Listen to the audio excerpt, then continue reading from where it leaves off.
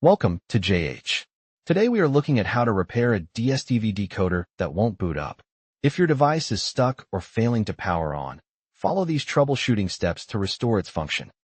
Begin by inspecting the power cord. Look closely for any signs of wear, such as exposed wires or fraying. If the cable appears damaged, you should replace it immediately. Otherwise, confirm that it is securely connected to both the wall outlet and the decoder. It is also a good idea to test the device with a different power lead to rule out a hidden fault in the original cable.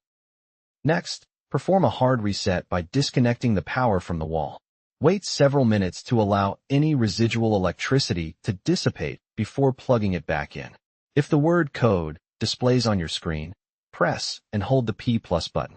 Then, input the sequence P+, P+, and P+ on the decoder itself to trigger the reboot cycle.